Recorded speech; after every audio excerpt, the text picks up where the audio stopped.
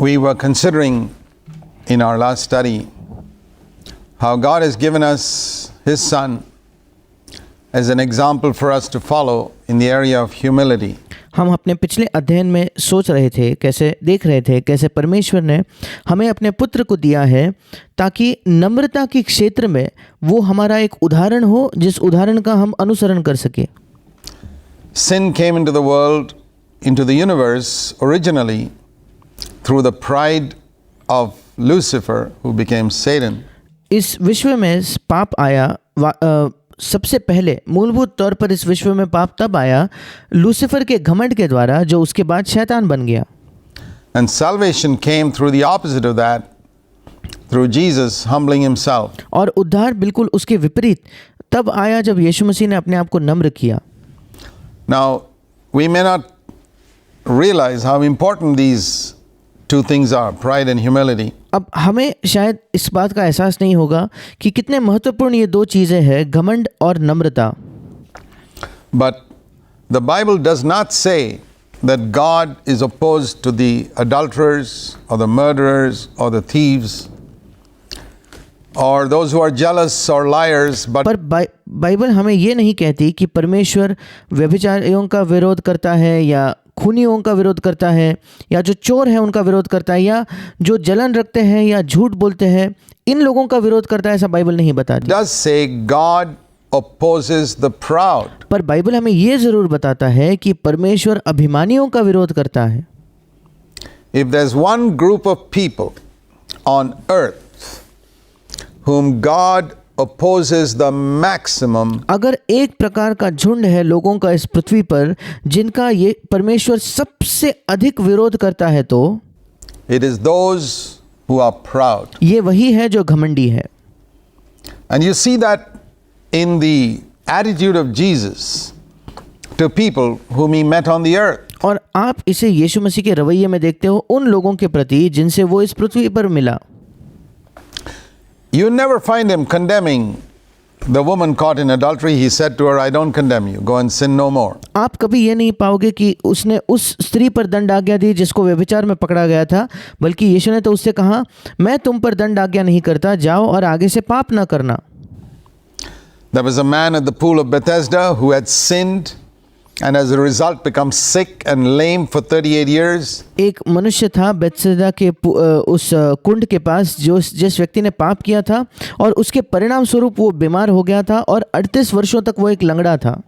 Jesus didn't condemn him. यीशु मसीह ने उस पर दंड की आज्ञा नहीं दी। He healed him and said to him in John chapter 5 later on, don't sin anymore. और यीशु मसीह ने उसे दंड आज्ञा नहीं दी, उसे चंगा किया और आगे जाकर यूहन्ना 5वें अध्याय में उसने कहा कि आगे से पाप न करना। Why something worse will happen to you than what happened now. या अभी जो तुम पर हुआ है उससे भी बुरी या बदतर चीज तुम्हारे साथ होगी। But he didn't condemn him. पर यीशु मसीह ने उस पर दंड की आज्ञा नहीं की। There was a thief on the cross who had probably been a murderer and a dacoit and thief for so many years. उस क्रूस पर एक चोर था जो शायद एक खूनी रहा था और कई वर्षों से एक लुटेरा या चोर रहा था कई वर्षों से। Jesus didn't condemn him. यीशु मसीह ने उस पर दंड आज्ञा नहीं की। He said, sure, I'll take you to paradise today because I see you've repented. और यीशु कहता है, हाँ निश्चित तौर पर मैं तुझे स्वर्ग लोक आज ही लेके जाऊंगा क्योंकि मैं देख पाता हूँ कि तूने मन फिराया है। Here's another case of a woman in Samaria who was divorced 5 times and who was now living with a man not even married to him. और यहाँ एक और घटना हम देखते हैं कैसे स्त्री की जो समारिया में रहती थी जिसका तलाक हो चुका था 5 बार तलाक हो चुका था उसका, और अब वो एक पुरुष के साथ भी जी रही थी जो पुरुष के साथ उसका विवाह भी नहीं हुआ था। Her 6th husband. उसका छठा पति मानो। What would you do with such a woman? अब इस स्त्री के साथ आप क्या करते? Would you ever think that God could use such a woman? क्या आपको कभी लगता है कि परमेश्वर एक ऐसे स्त्री का इस्तेमाल कर सकता है? And yet what you read in John chapter 4 is that Jesus sat patiently with this woman and talked to her about worshiping God. पर इसके बावजूद हम देखते हैं कि यूहन्ना रचित सुसमाचार उसके 4 अध्याय में हम पढ़ते हैं यीशु मसीह बड़े धीरज के साथ स्त्री के साथ बैठा और उससे परमेश्वर की आराधना करने के विषय में उसने बात की। He won her heart. I'm यीशु मसीह ने उसका दिल जीत लिया sure he drew her away from that life of sin by showing sympathy and compassion for her, which और मैं निश्चित हूँ कि यीशु मसीह ने उसे अपने पाप भरे जीवन से दूर खींच लिया, केवल उस पर दया और अपनी करुणा या भलाई या कृपा दिखाकर, he never experienced from anybody else in Samaria. क्योंकि वो सहानुभूति जो यीशु ने दिखाई थी उसे, वो तरस जो यीशु ने दिखाया था, किसी और व्यक्ति ने समारिया में उसे वो नहीं दिखाया था। Why do you think that woman in John chapter 4 came to draw water at noon? आपको क्या लगता है वो जो स्त्री यूहन्ना 4 की चौथे अध्याय की, क्यों वो दोपहर में पानी लेने आई? Nobody in villages goes to draw water at noon. They all go early in the morning. The women go to the well early in the morning because they need water for the whole day.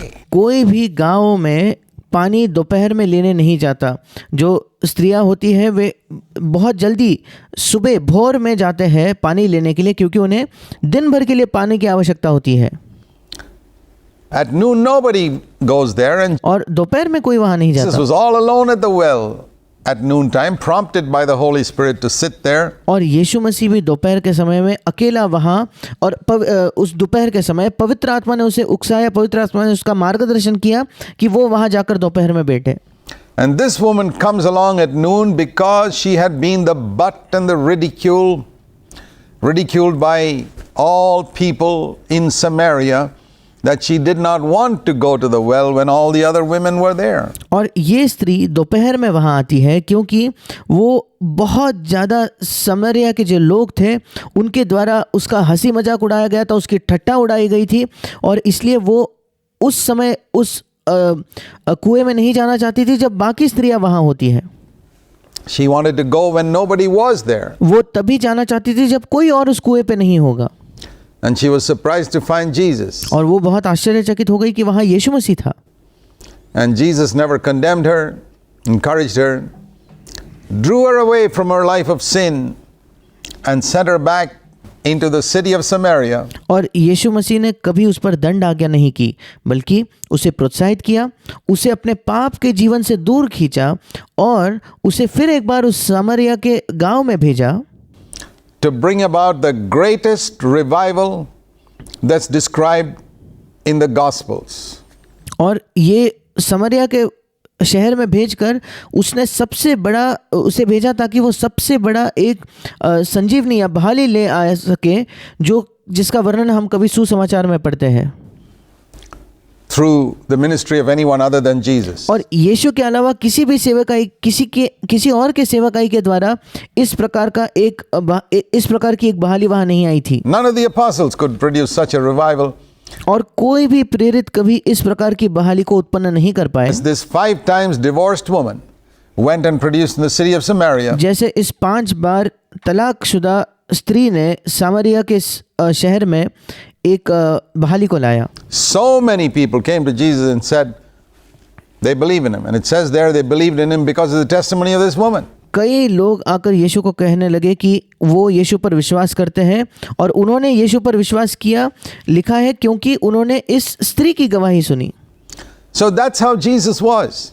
और यीशु मसीह बिल्कुल ऐसा था। He never condemned any of these people, but उसने इनमें से किसी भी लोगों पर दंड आज्ञा नहीं की। now look at the way he spoke about the proud Pharisees. पर अब देखिए किस तरीके से वो उन घमंडी फरीसियों से बात करता है।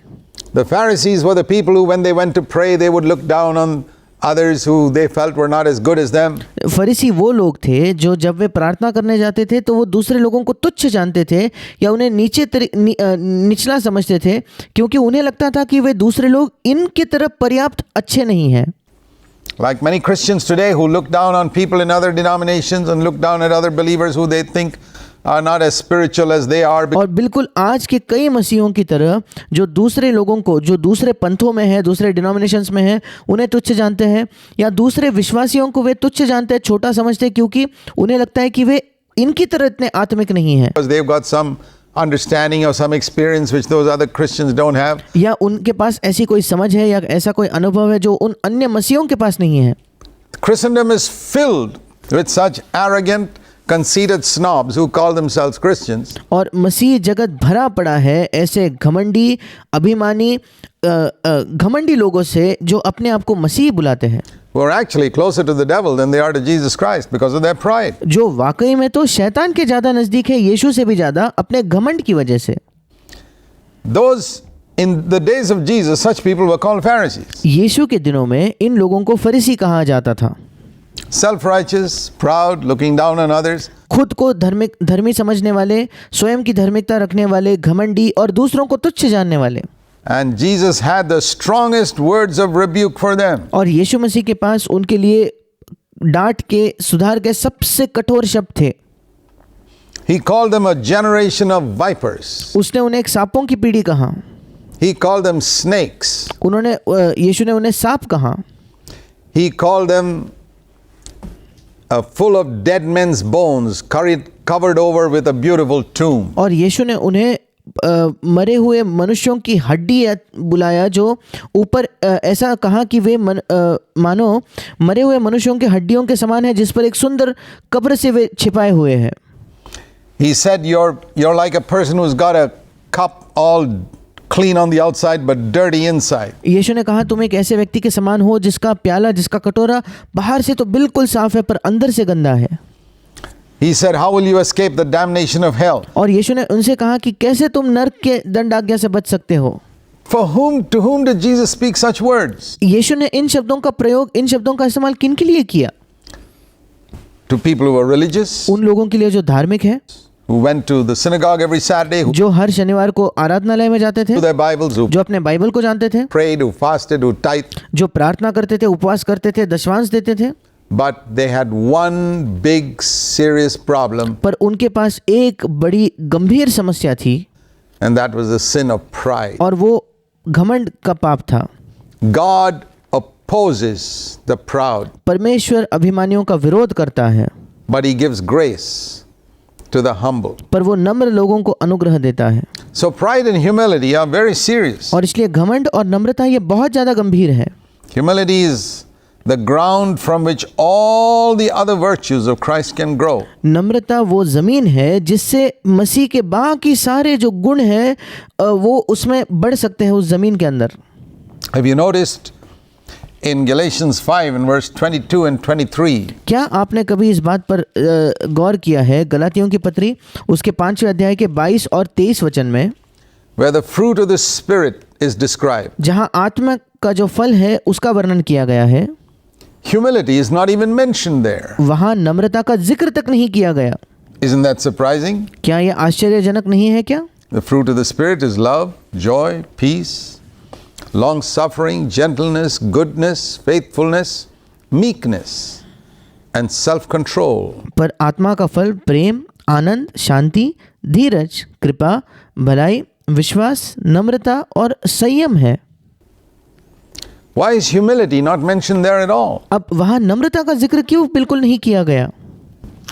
Because humility is the ground on which this fruit grows. क्योंकि नम्रता ये ज़मीन है जिस पर ये फल बढ़ता है या उगता है। You cannot get grace from God. आपको परमेश्वर की ओर से अनुग्रह नहीं मिल सकता। Grace is like the rain और अनुग्रह वो बारिश के समान है। that falls on this ground वो उस अनुग्रह वो बारिश के समान है जो इस ज़मीन पर गिरती है, to produce the fruit of the Spirit. ताकि पवित्र आत्मा का फल उत्पन्न हो सके। You can't get that rain of grace unless you're humble. God आपको उस अनुग्रह की बारिश नहीं मिल सकती अगर आप नम्र नहीं हो तो। gives grace only to the humble. परमेश्वर केवल नम्र लोगों को अपना अनुग्रह देता है। And this is so important because this primary message of the new covenant is that we can overcome sin. अब ये इतना महत्वपूर्ण इसलिए है क्योंकि नई वाचा का प्राथमिक संदेश यही है कि हम पाप पर विजय प्राप्त कर सकते हैं। Jesus came into the world to save people from their sins. यीशु मसीह संसार में आया अपने लोगों का उनके पापों से उद्धार करने के लिए। Why is it then the vast majority of Christians are still defeated by sin? फिर क्या कारण है कि अधिकतर जो बड़ी भीड़ है मसीहों की, ज़्यादातर मसीह जो है वे अब भी पाप से हारे हुए हैं? Why is it the vast majority of Christians, if they're honest and you ask them, they'll tell you they're still defeated by anger?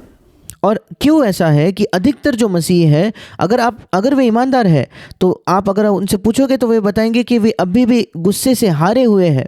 They still lust with their eyes. वे अभी भी अपने आंखों से लालसा करते हैं, वासना करते हैं। They are occasionally jealous. They कभी कभार वे जलते हैं लोगों से। love money. Many way of अभी भी पैसे से प्रेम करते हैं them, they are bitter and और उनमें से कई ऐसे हैं, they have bad moods and they are discouraged and condemn themselves and all types of things. उनमें से कई कड़वाहट रखते हैं, उनके खराब मूड होते हैं या उनका मिजाज बीच बीच में बिगड़ जाता है, वे निराश हो जाते हैं, अपने आप पर दंडाज्ञा देते हैं और इन सब प्रकार की चीज़ें। Why is that? ऐसा क्यों? I will give you the answer in one sentence. मैं आपको एक वाक्य में इसका उत्तर देना चाहता हूँ। They do not receive grace. उन्हें अनुग्रह प्राप्त नहीं होता। They have received grace for forgiveness of sins. उन्होंने अपने पापों की क्षमा के लिए अनुग्रह प्राप्त किया है, Stop there. पर वे वहीं रुक जाते हैं। The rain is not falling on their ground and so the fruit is not being produced. वो बारिश उनके जमीन पर गिर नहीं रही और इसलिए वो फल उत्पन्न नहीं हो रहा। Why is the rain not falling on the ground? Because अब क्यों वो बारिश उस जमीन पर नहीं गिर रही? God gives His grace only to the humble. क्योंकि परमेश्वर अपना अनुग्रह केवल नम्र लोगों को देता है। And there's some pride in the lives of these Christians that is और इन मसीहों के जीवन में ऐसा कोई घमंड है preventing them from getting grace. They're जो उन्हें रोके रखता है अनुग्रह प्राप्त करने से। down on other people. शायद हो सकता है कि वे दूसरों को तुच्छ जानते हैं, उन्हें नीचा छोटा समझते हैं। So you see that humility is very, very important. It's fundamental. और आप देखते हो कि नम्रता ये बहुत बहुत महत्वपूर्ण है और ये प्राथमिक है, ये मूलभूत है And it's very easy to be proud. One of और बहुत आसान है घमंडी होना। the easiest things in our life is to be puffed up. सबसे आसान बातों में से एक हमारे जीवन में ये है कि हम फूल जाते हैं।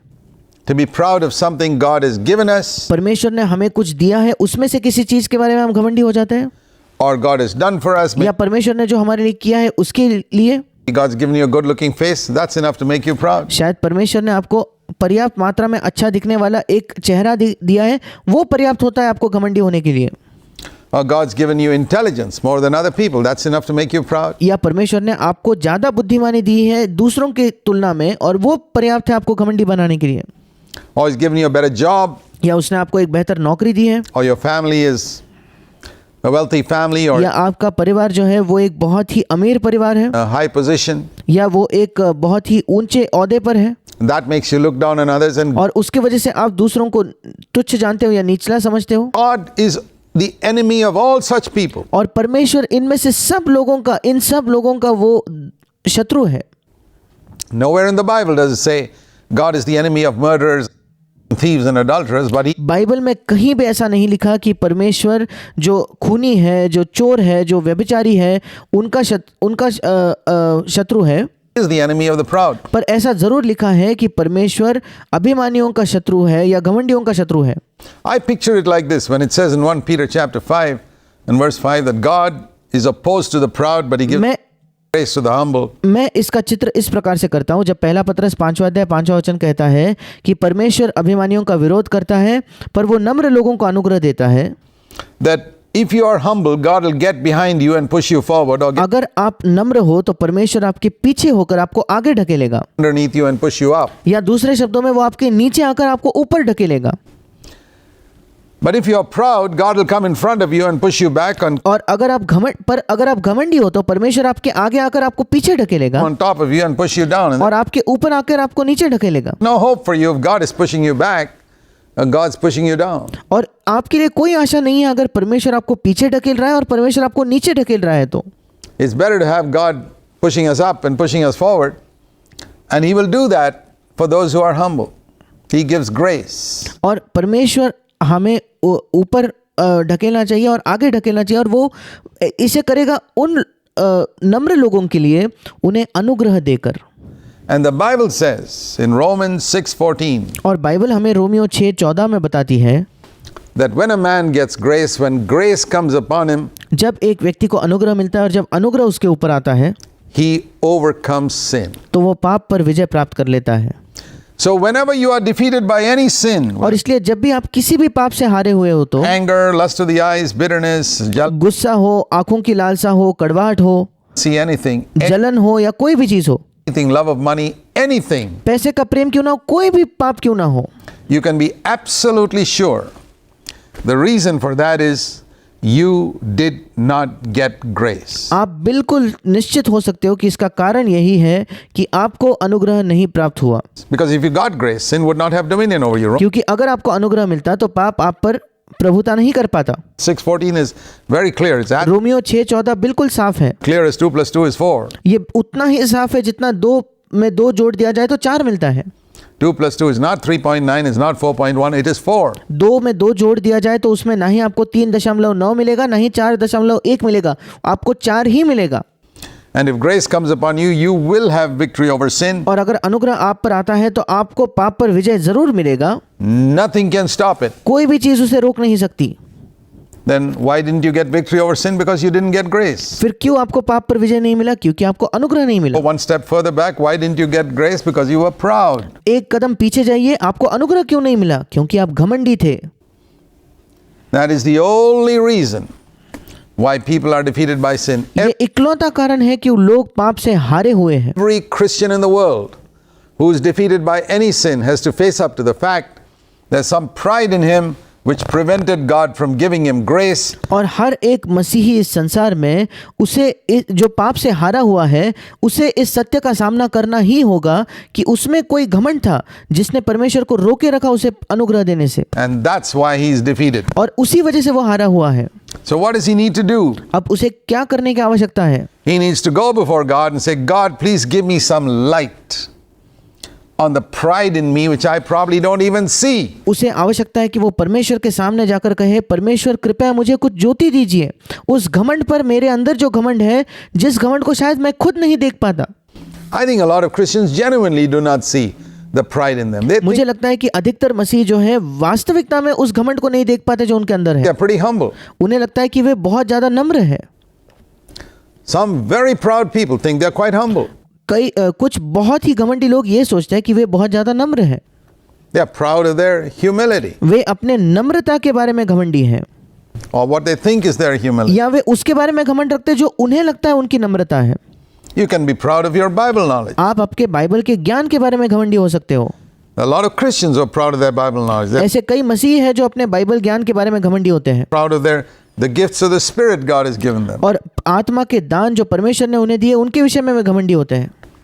Any type of pride in a spiritual gift, किसी भी प्रकार का घमंड, चाहे किसी आत्मिक वरदान का घमंड हो, pride in Bible knowledge, आपके बाइबल के ज्ञान का घमंड हो, pride in the work you've done for God, आपने परमेश्वर के लिए जो काम किया है उसके लिए घमंड हो, pride in a ministry, किसी सेवकाई का घमंड, anything, pride in what you've accomplished, कोई भी चीज ऐसा कुछ आपने जो हासिल कर लिया उसका घमंड, will always bring upon you the opposition of God. ये इनमें से कोई भी घमंड हमेशा अपने आप के ऊपर परमेश्वर का विरोधीपन ही लाएगा। He will fight you tooth and nail. परमेश्वर आपसे संघर्ष करेगा, आपसे लड़ाई करेगा, Because he is opposed to the proud क्योंकि वो घमंडियों का विरोध करता है and he gives grace to the humble. And और वो नम्र लोगों को अनुग्रह देता that है। is why Satan became Satan. He was immediately cast out. इसी वजह से शैतान बन गया और उसे तुरंत नीचे फेंक दिया गया।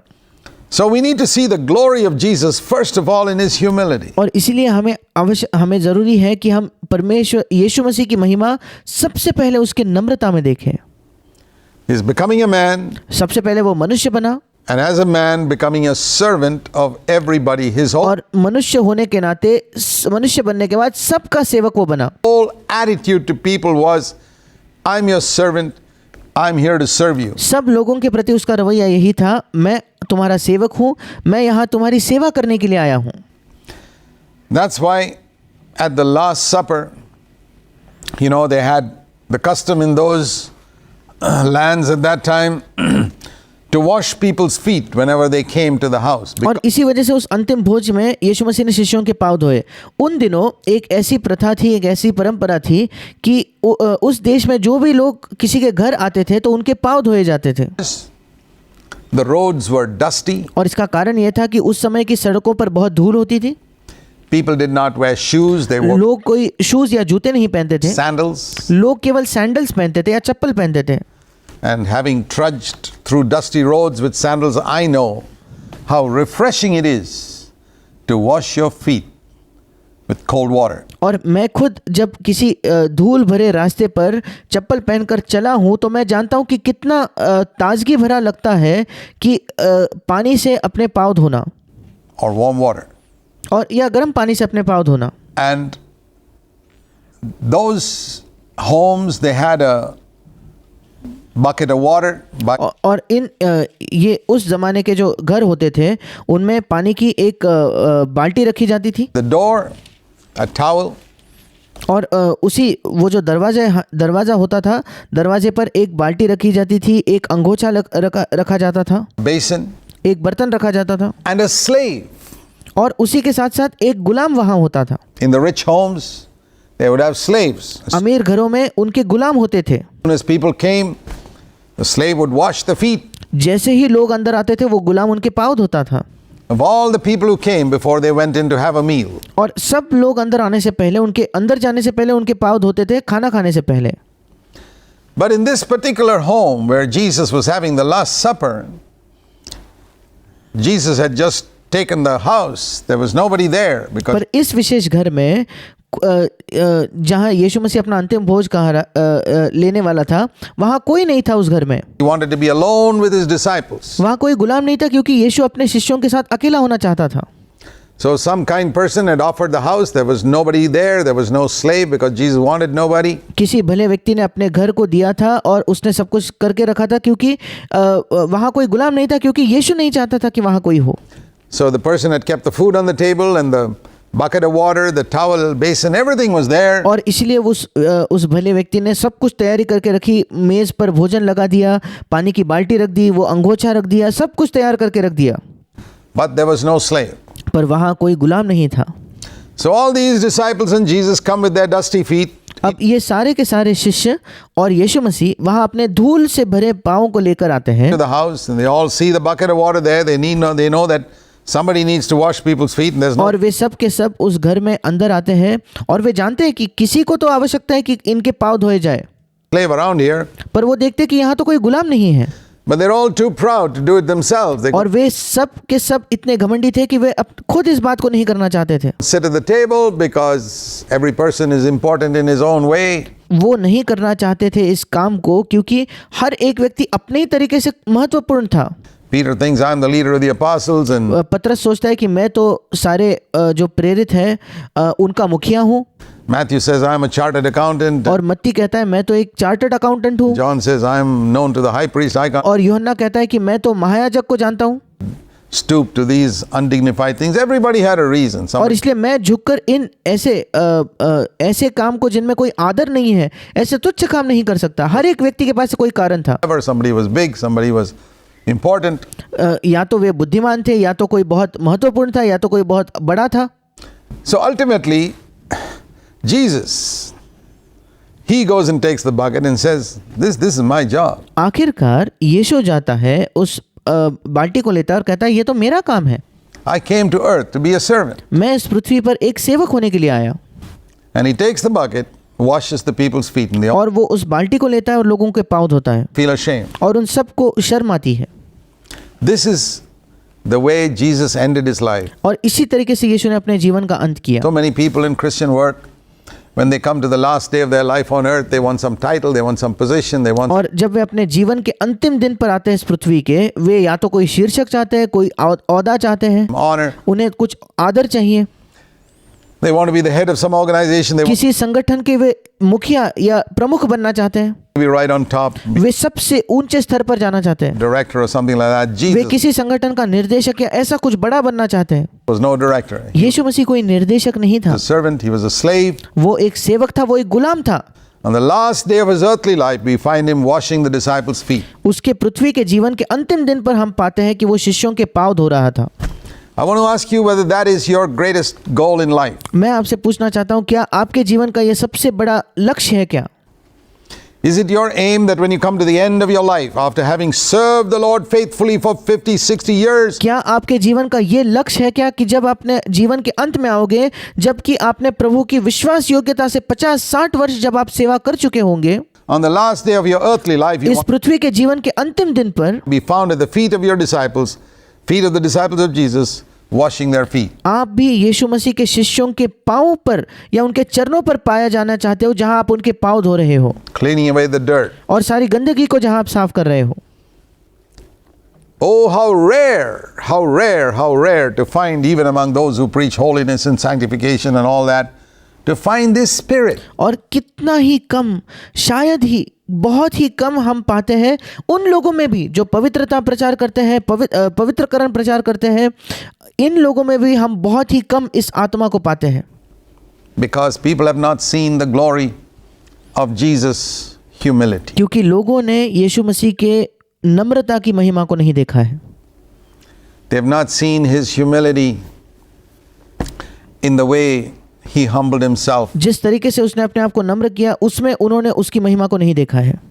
and went down और कैसे वो नीचे गया, all the way from heaven all the way down to earth and all बिल्कुल नीचे, स्वर्ग से लेकर पृथ्वी तक, the way down to the feet of his disciples. और इस पृथ्वी पर भी बिल्कुल नीचे उन शिष्यों के पांव तक। He turned around and told his disciples after that in Luke chapter 22. और इस घटना के बाद वो मुड़कर अपने शिष्यों से कहता है, लूका उसके 22वें अध्याय में, They were discussing actually while all this was going on, they were discussing who's going to be the leader. और जब ये सब चल रहा था तो वे इस बात पर चर्चा कर रहे थे कि उनमें से अगुवा कौन होगा। It's amazing. There's such a contrast in the spirit of Jesus washing the disciples' feet and the disciples sitting around the table discussing who among them is the greatest. Who is the most important among us? और ये बहुत ही अद्भुत है देखना कितना एक विरोधाभास है यीशु मसीह की आत्मा में, जो बिल्कुल विपरीत ये दो चीज़ें हैं। यीशु मसीह की आत्मा जो शिष्यों के पाँव को धो रहा था, और शिष्य वहाँ बैठे हुए उस मेज़ पर ये चर्चा कर रहे हैं कि उनमें से सबसे महान कौन है। That was their discussion. और उनकी चर्चा ये थी कि उनमें से सबसे महत्वपूर्ण कौन है। And Jesus said to them, corrected them and said, "We are not to be like the people in the world और यीशु मसीह ने उन्हें मुड़कर उन्हें इस बात को सुधारा या डांटा और ये कहा कि तुम्हें इस संसार के लोगों की तरह नहीं बनना है, who have authority over the others and lord it over others." जिन लोगों का दूसरों पर अधिकार होता है और वे दूसरों पर अपना हक जमाते हैं, प्रभुता करते हैं, Tell people what to do and do this and do that and do the other. No. और वे लोगों को बताते हैं ये करो, वो चीज़ क्यों नहीं की, ये करो। He says, you must be servants. और यीशु कहता है नहीं, तुम्हें सेवक होना है। And then he says, who is greater at a table?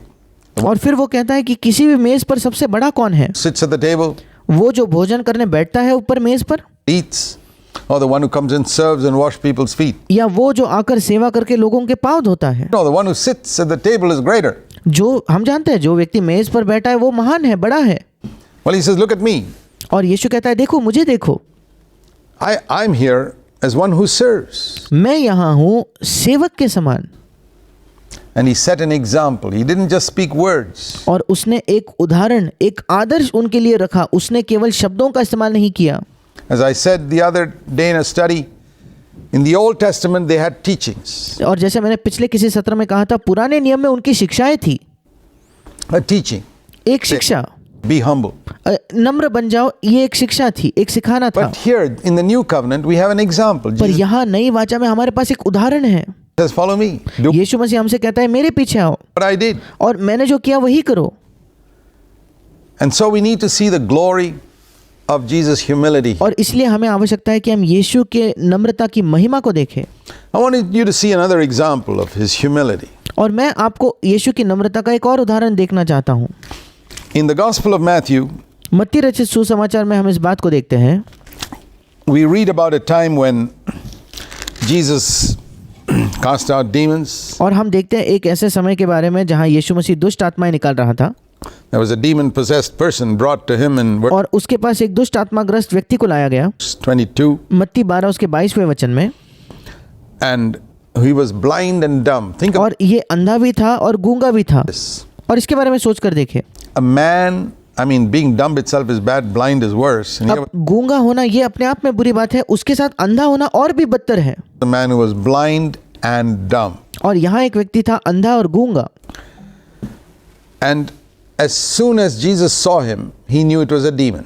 और जैसे ही यीशु ने उसे देखा, यीशु जान गया कि इसके अंदर एक दुष्ट आत्मा है। He cast out the demon. और उसने उस दुष्ट आत्मा को निकाल दिया।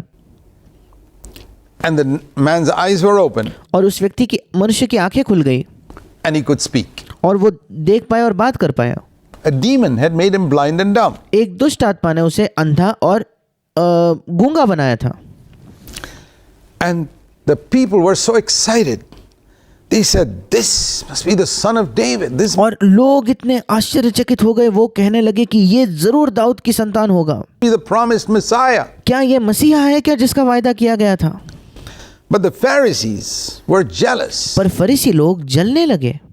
They couldn't cast out any demon. वे किसी दुष्ट आत्मा को नहीं निकाल सकते थे, Couldn't heal any blind person or dumb person. वे किसी अंधे को चंगा नहीं कर सकते थे, किसी गूंगे को चंगा नहीं कर सकते थे। And so their jealousy made them accuse Jesus so that people would not be attracted to him. और उनकी जो जलन थी, उस जलन ने उन्हें उकसाया कि वे यीशु पर दोष लगाए ताकि लोग यीशु की तरफ आकर्षित ना हो। Please find the spirit even today. और आप इसी आत्मा को आज भी And people, आज भी पाते हो। whenever you see somebody who is more gifted than you, and people और आप लोगों को आज भी देखते हो कि जब भी आप देखते हो कि कोई व्यक्ति आपसे ज्यादा वरदान अगर उसमें है तो, are being drawn to him, you want to say something to tear him down. और इसलिए लोग उसके ओर आकर्षित हो रहे हैं तो आप उसके बारे में ऐसा कुछ कहना चाहते हो, उसे मानो नीचे खींचने के लिए।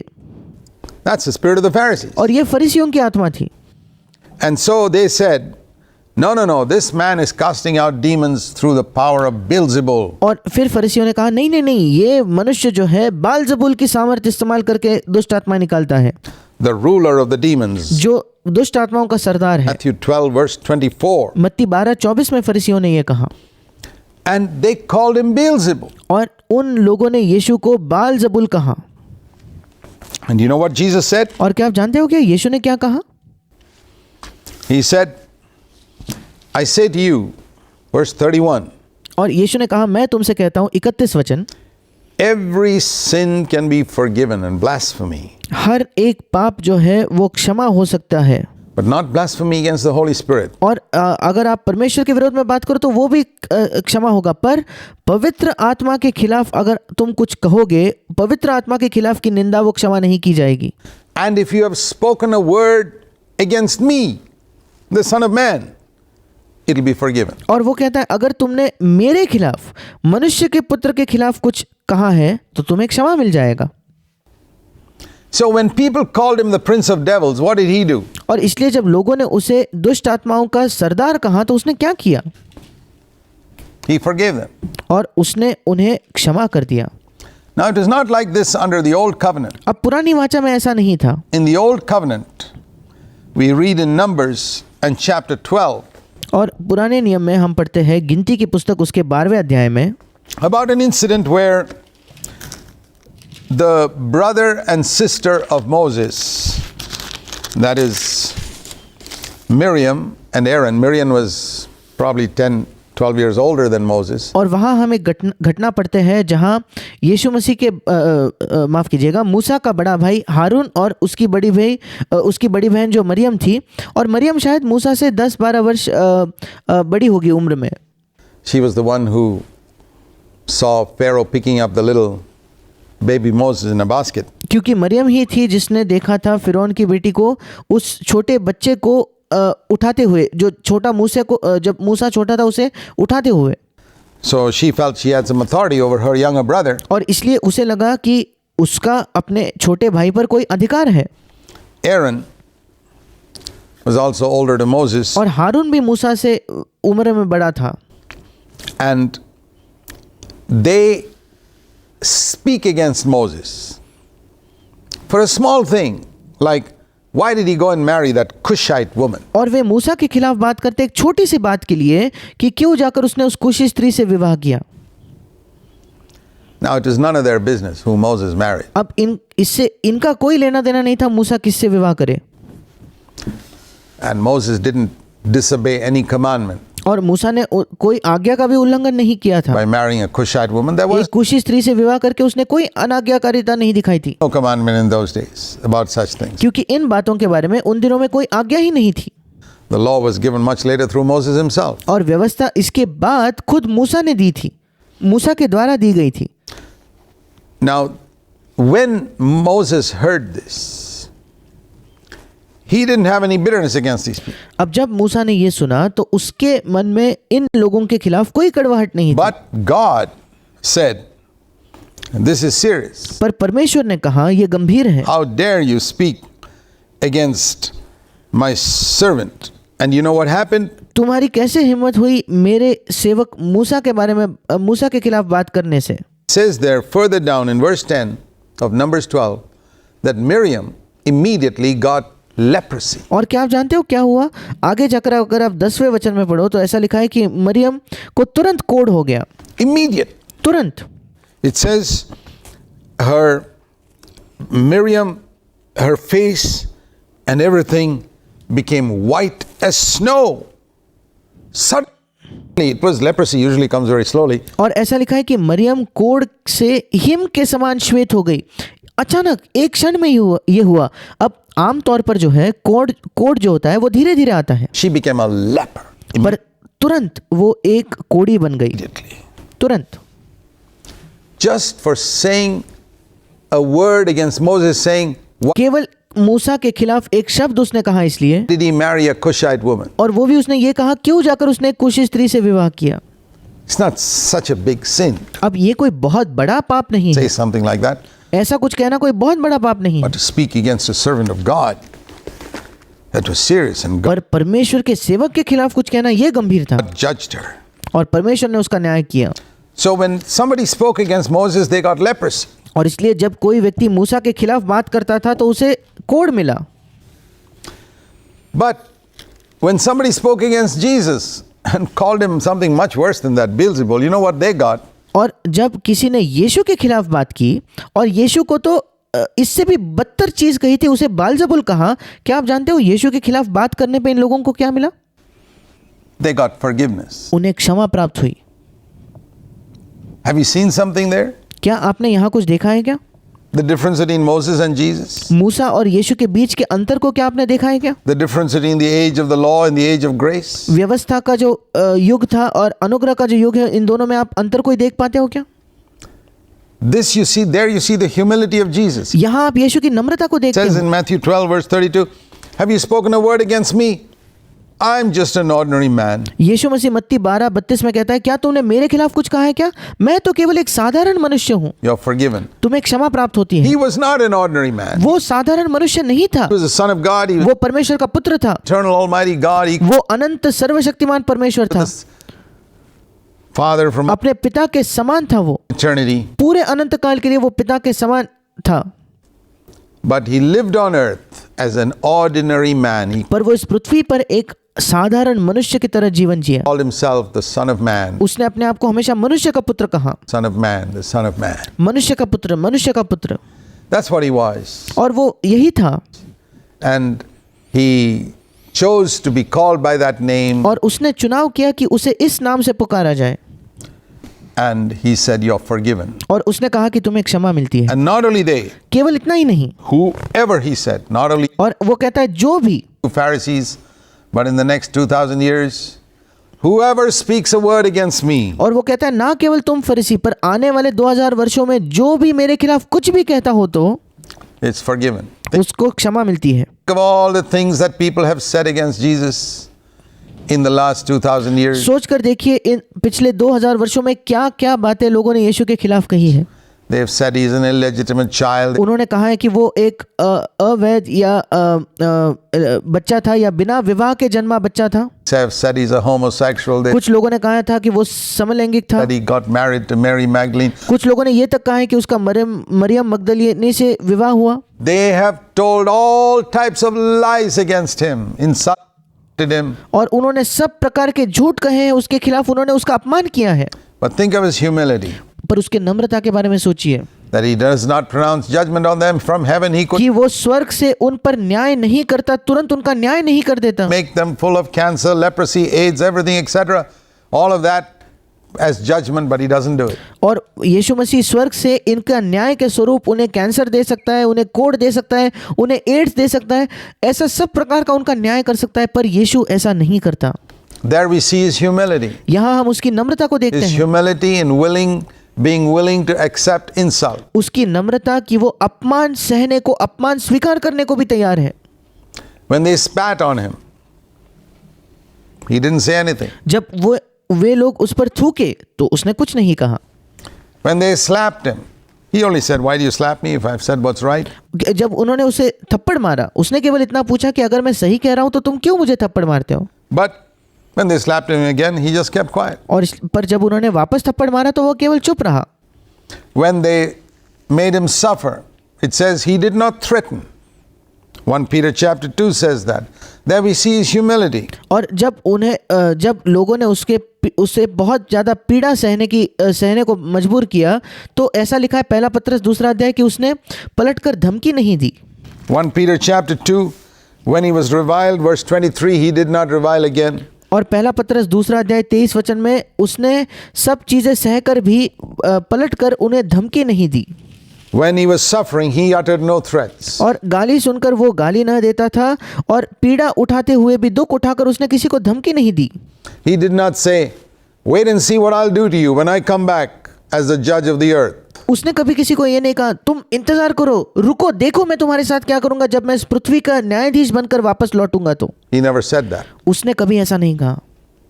He never threatened anybody. उसने कभी किसी को धमकी नहीं दी, धमकाया नहीं. Proud people threaten others. घमंडी लोग दूसरों को धमकाते हैं. They threaten those who work under them in their offices. वे उन लोगों को धमकाते हैं जो उनके अधीन काम करते हैं दफ्तर में. They threaten their servants. They वे अपने सेवकों को धमकाते हैं. threaten their children. They threaten their neighbors. They threaten people all around. They say, "You don't know who I am." और वे अपने बच्चों को धमकाते हैं, अपने पड़ोसियों को धमकाते हैं, अपने आसपास के सब लोगों को धमकाते हैं और ये कहते हैं तुम नहीं जानते मैं कौन हूँ. You don't know what I can do to you, etc., वो etc. कहते हैं तुम नहीं जानते मैं क्या कर सकता हूँ. ऐसे कई कई चीजें वो कहते हैं. Jesus never said it. पर यीशु ने ये सब नहीं कहा. He never said, "You don't know who I am. I tell you, I'll teach you a lesson." यीशु ने कभी नहीं कहा तुम नहीं जानते मैं कौन हूँ, मैं तुम्हें एक पाठ पढ़ाने वाला हूँ. Nothing of that. ऐसा बिल्कुल नहीं. It's only proud people who talk like that. केवल घमंडी लोग ही हैं जो इस प्रकार से बात करते हैं. Proud people talk like that to those who are lower than them in society. घमंडी लोग इस तरीके से बात करते हैं जो उनसे समाज में निचले स्तर पर हो. तो Jesus considered himself the lowest of all. यीशु मसीह ने अपने आप को सबसे छोटा, सबसे निचला समझा. And he said, "You're forgiven. No matter what you say against me, you're forgiven." और उसने कहा कि तुम क्षमा पाते हो चाहे तुमने मेरे खिलाफ कुछ भी क्यों ना कहा जाए, तुम्हें क्षमा मिलती है. Do you see how rare it is to find the humility of Christ among Christians today? क्या आप देखते हो कि कितना ही कम मात्रा में मसीह की नम्रता आज मसीहियों के बीच पाई जाती है. Why is it? Why do Christians fight and quarrel so much even with each other and with others? ऐसा क्यों है? ऐसा क्यों कि मसीह इतने ज्यादा मात्रा में लड़ाई करते हैं, झगड़ा करते हैं अपने आप के बीच में और दूसरों से भी झगड़ा करते हैं? It's only one reason. इसका एक ही कारण है. They are proud. वे घमंडी Why हैं. are they proud? और वे घमंडी क्यों है? Because they have not seen the glory of the humility of Jesus Christ. They have क्योंकि उन्होंने यीशु मसीह के नम्रता की महिमा को नहीं देखा है. meditated on the scriptures to see that glory. उन्होंने बाइबल पर मनन नहीं किया है उस महिमा को देखने के लिए. If they had seen it, it would have changed their life completely. अगर वे उस महिमा को देखते तो इस महिमा ने उनके जीवन को पूर्ण तौर पर बदल दिया होता. The Bible says the Holy Spirit can change us into the likeness of Christ only after we see it. और बाइबल हमें बताती है पवित्र आत्मा हमें मसीह के स्वरूप में केवल तभी बदल देता है जब हम उस स्वरूप को देख पाते हैं. Shows it to us. If और केवल तभी जब वो हमें उस मसीह के स्वरूप को दिखाएगा. you refuse to let the Holy Spirit show you the glory of Jesus in Scripture, अगर आप मना करते हो, अगर आप इनकार करते हो कि पवित्र आत्मा आपको बाइबल में यीशु मसीह के महिमा को दिखाए तो you will never be like him. आप कभी भी उसके समान नहीं बन पाओगे. The first step, 2 Corinthians 3:18, is the clearest verse describing the ministry of the Holy Spirit. और दूसरा कुरिन्थ 3:18 ये सबसे साफ वचन है जो पवित्र आत्मा के सेवकाई को दिखाता है. And what it says there is the Holy Spirit shows us the glory of Jesus Christ. और वो वचन हमें कहता है कि पवित्र आत्मा हमें यीशु मसीह के महिमा को दिखाता है. And then changes us into that likeness. और फिर हमें उसके स्वरूप में वो बदलता है. So I want to encourage you, my friends, dear और इसलिए मैं आपको प्रोत्साहित करना चाहता हूँ मेरे मित्रों, brother, sister, listener, प्रिय भाई बहन जो भी सुन रहा है, let the Holy Spirit show you the glory of Jesus Christ पवित्र आत्मा को आपको यीशु मसीह की महिमा दिखाने in दें the scriptures. बाइबल में. And a good place to start is to see his humility in these different circumstances. When you read the Gospels, और एक अच्छी जगह है शुरुआत करने की कि आप यीशु की नम्रता को देखो अलग अलग परिस्थितियों में जब आप सुसमाचारों को पढ़ते हो। don't just read them as stories, केवल उन्हें कहानियों के तौर पर न पढ़ो, but seek to see the glory of Jesus in the way Jesus reacted. पर ये देखिए कि यीशु मसीह की महिमा देखने की कोशिश कीजिए कि यीशु मसीह किस तरीके से प्रतिक्रिया देता था, To different people in different situations. कैसे अलग अलग लोगों को अलग अलग परिस्थितियों में यीशु की क्या प्रतिक्रिया होती थी, The way he reacted to the insults that people gave him. जो अपमान लोग उसका करते थे उसकी प्रतिक्रिया यीशु कैसे करता था। May God help you to see that. परमेश्वर आपकी सहायता करे ये देखने में, And may God help you and me to follow in his footsteps and become like him. और परमेश्वर आपकी और मेरी सहायता करे कि हम उसके पद चिन्हों पर चलें और उसी के समान बन जाए। God bless you. परमेश्वर आपको आशीष दे।